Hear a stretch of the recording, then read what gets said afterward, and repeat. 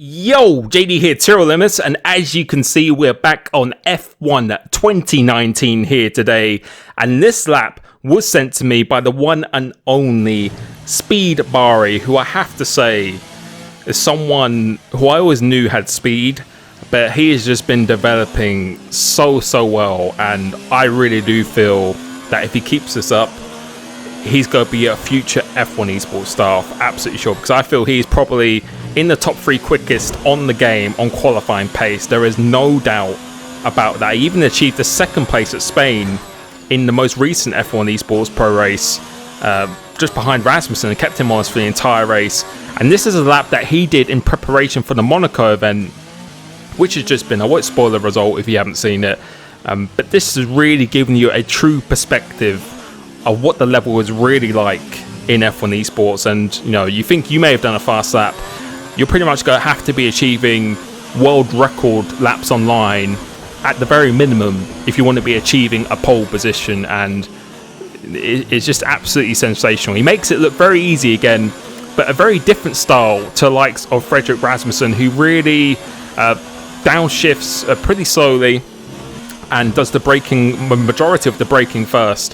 Whereas Bari, as soon as he hits the brakes, that's when he downshifts, a little bit more aggressive with the steering wheel, just looks a little bit more busy at the cockpit compared to the likes of Rasmussen. But going across the line, nevertheless, it is a 107.2. And now we are going to look at it in a much more detail and just try and pick out the details that I feel separate the very good drivers to potentially being a pro F1 esports driver. So going into turn 1, we're going to go up into 7th gear. Let's see where he brakes. He brakes just before the banner above the track, 100% on the brakes, and elects to stay in 4th gear. And the reason why he does that is just to make sure the rear end is nice and stable. Going up over the hill here, braking about 80%, so not 100%, a little bit of trail braking involved, but going down the gears very slowly. He likes to coast quite a lot, so a lot of the time he is not even on the throttle or the brake. Going into here, pay attention to the braking, but also the throttle. You can see a couple of stabs at 100%. Once he feels he is confident going to power, he is straight on his right foot going to here. And pay attention again, coming out of this right-hander, he does exactly the same thing. As soon as he's straight, he goes straight on the power. Just elite confidence. And speaking of elite confidence, you are going to need it going through this sequence of corners. And look how close he gets to the barrier. It is just, you couldn't fit a cigarette packet through there. That is the risk that you need to take in F1 esports. And again, going into here, a similar story. Couldn't fit a football going through there. Completely flat out through this corner.